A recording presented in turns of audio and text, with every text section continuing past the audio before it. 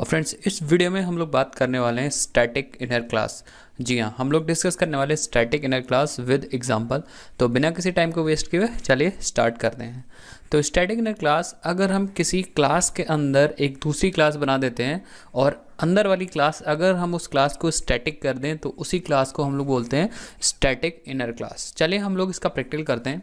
तो हमारे पास यहाँ पे इंटेलिजे IDE ओपन है। हम लोग क्या करेंगे, सिंपली यहाँ एक पैकेज है, इसमें हम लोग एक क्लास बनाते हैं। तो पैकेज पे राइट क्लिक करेंगे और इसमें हम लोग न्यू पे जाएंगे और एक जावा की क्लास बना लेंगे और इस क्लास का नाम दे देंगे आउटर। ठीक है, क्या नाम दे देंगे? आउटर। तो हमारे यहाँ आउटर क्लास बन गई और इसके अंदर हम लोग एक स्टैटिक इनर क्लास बनाएंगे। कौन सी क्लास बनाएंगे? एक स्टैटिक इनर क्लास बनाएंगे। तो सिंपल आप लिखिए स्टैटिक और क्लास सिंपल बना दीजिए स्टैटिक और इसका नाम दे देंगे इनर। तो देखिए यहाँ पे एक हमारे पास आउटर क्लास थी, आउटर नाम की क्लास थी। इसके अंदर एक और मैंने क्लास बना दिया और उस क्लास को मैंने कर दिया स्टैटिक। अब स्टैटिक करने का फ़ायदा ये होगा कि स्टैटिक क्लास सिंपल इस आउटर क्लास के साथ एसोसिएटेड है, इस क्लास से एसोसिएटेड क्लास है, that is a static class. अब इससे फ़ायदा ये होगा कि आप इस इस इनर क्लास को आउटर के साथ यूज़ कर सकते हो। दैट मीन्स जहाँ जहाँ भी इनर यूज़ करना होगा आप ऐसे यूज़ करोगे आउटर डॉट इनर। ठीक है, इन द सेम वे जैसे अगर आप कोई स्टैटिक वेरिएबल बनाते थे, static integer a is equal to 20, जैसे आप कोई स्टैटिक मैथड बनाते थे, पब्लिक स्टैटिक वॉइड डिस्प्ले और मेथड में मैं लिख देता हूँ डिस्प्ले ये। ठीक है, डिस्प्ले ए। अब एक्चुअली हुआ क्या है एग्जैक्टली आपके आउटर क्लास में एक स्टैटिक वेरिएबल है, एक स्टैटिक मेथड है और एक स्टैटिक क्लास है। सिंपल जैसे आप इस ए को एक्सेस कर सकते हो आउटर डॉट ए, इस क्लास को इस मेथड को एक्सेस कर सकते हो आउटर डॉट डिस्प्ले, उसी तरह इस इनर क्लास को भी आप क्या कर सकते हो, एक्सेस कर सकते हो आउटर डॉट इनर। ठीक है, तो ये बेसिकली स्टैटिक इनर क्लास है। ठीक है, चलिए हम लोग इसको यूज़ करते हैं और कॉल करते हैं स्टैटिक इनर क्लास को। तो सिंपली मैं क्या करता हूँ, मेन मेथड में किसी दूसरे क्लास में रख देता हूँ या इसी क्लास में रख लेते हैं हम लोग मेन मेथड। तो हम लोग सिंपली यहाँ बनाएंगे एक मेन मेथड।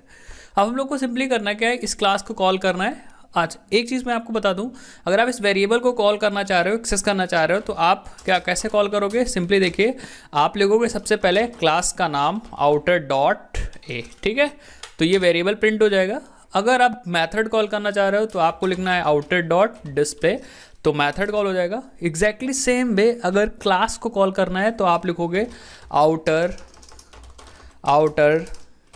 Dot inner. ठीक है, तो आपके क्लास यूज़ हो जाएगी, जहाँ जहाँ भी आपको यूज़ करना होगा आप आउटर डॉट इनर कॉल कर सकते हैं। तो क्लास का तो आप ऑब्जेक्ट बनाते थे, तो हम लोग क्या करते हैं, क्लास का ऑब्जेक्ट बना लेते हैं। तो सबसे पहले आपको वेरिएबल डिक्लेयर करना है, तो आपको लिखना outer dot inner OB is equal to new outer dot inner. तो ये सिंपली आपने ऑब्जेक्ट बनाया है इनर क्लास का। देखिए ये इनर क्लास का आपने ऑब्जेक्ट बनाया है। एक बार मैं सिंटेक्स बता देता हूँ, कभी भी स्टैटिक इनर क्लास का ऑब्जेक्ट बनाना होगा तो आप कैसे बनाओगे? सबसे पहले आपको लिखना होगा outer class dot inner class और एक वेरिएबल। ठीक है, तो ये बेसिकली आपने वेरिएबल डिक्लेयर किया है आउटर डॉट इनर क्लास। ठीक है, फिर आपको इक्वल टू लिखना होगा, फिर आपको न्यू लिखना होगा। अब यहाँ पे लिखना है आपको इनर क्लास का नाम, तो inner class without outer class नहीं आ सकता, तो फिर से आप इनर क्लास को लिखने के लिए सबसे पहले आप outer class dot inner class लिखोगे। तो बेसिकली हम लोग यहाँ पे लिखना यही चाह रहे थे inner class, but inner class को डायरेक्टली नहीं एक्सेस कर सकते क्योंकि वो आउटर क्लास के अंदर है और स्टैटिक है, तो क्लास के नेम के साथ एक्सेस हो जाएगा, सिंपल जैसे मैंने यहाँ एक्सेस करके आपको दिखाया। तो जब भी आपने ये कॉल किया तो ये कॉल हुआ इनर क्लास का डिफ़ॉल्ट कंस्ट्रक्टर। तो हम लोग यहाँ पे आते हैं और एक कंस्ट्रक्टर बना देते हैं इनर क्लास के अंदर। तो सिंपली आप लिखिए इनर और ये बन गया हमारा इनर क्लास का डिफ़ॉल्ट कंस्ट्रक्टर। और यहाँ पे प्रिंट कर दीजिए कुछ भी, simple this is inner constructor. Simple, थोड़ा फॉन्ट छोटा कर लेता हूँ। तो हमने क्या किया है, अपने वेरिएबल को सबसे पहले कॉल किया है, फिर आउटर के डिस्प्ले को कॉल किया और फिर इनर क्लास का ऑब्जेक्ट बनाया है। जैसे ही आप ऑब्जेक्ट बनाओगे सिंपल क्या होगा, इनर क्लास का कंस्ट्रक्टर यहाँ से कॉल हो जाएगा ये, और वो प्रिंट कर देगा दिस इज इनर क्लास। मैं रन करता हूँ प्रोग्राम को, तो आप देख पाओगे 20 and this is inner constructor. तो सिंपली यहाँ पे एग्जैक्टली कॉल हो गया। अब मैं स्टैटिक क्लास के बारे में एक चीज़ और इंपॉर्टेंट बताता हूँ। सबसे पहले इंपॉर्टेंट चीज़ थी कि इनर क्लास का ऑब्जेक्ट कैसे बनाते हो और स्टैटिक इनर का ऑब्जेक्ट कैसे बनाते हो। आपको लिखना होता है इनर क्लास का रेफरेंस, तो आप आउटर की हेल्प से इनर क्लास का रेफरेंस डिक्लेयर करते हो, outer dot inner OB is equal to new outer dot inner. ठीक है, अब इंपॉर्टेंट बात यह है कि जो आपकी इनर क्लास है और जो कि स्टैटिक इनर क्लास है, तो ये एक्सेस कर सकती है आउटर के सारे स्टैटिक वेरिएबल्स को, आउटर के सारे स्टैटिक वेरिएबल्स को एक्सेस कर सकती है। तो मैंने लिख दिया एक्सेस आउटर स्टैटिक वेरिएबल्स। ठीक है, स्टैटिक वेरिएबल्स को एक्सेस कर सकती है। फॉर एग्जांपल ये स्टैटिक ए है, आउटर क्लास के अंदर है, तो ये भी इसको प्रिंट कर सकती है। तो आप देखिए मैं आपको प्रिंट करके दिखाता हूँ, value of A from inside inner class, और ए की वैल्यू आप सिंपली प्रिंट कर सकते हो। देखो इसको रन कर दो, आपको मिल जाएगा। तो देखो यहाँ पे value of A from inside inner class 20, that means A की वैल्यू प्रिंट कर सकते हो। बट इंपॉर्टेंट चीज़ ये है कि it cannot access, static inner class can not access non static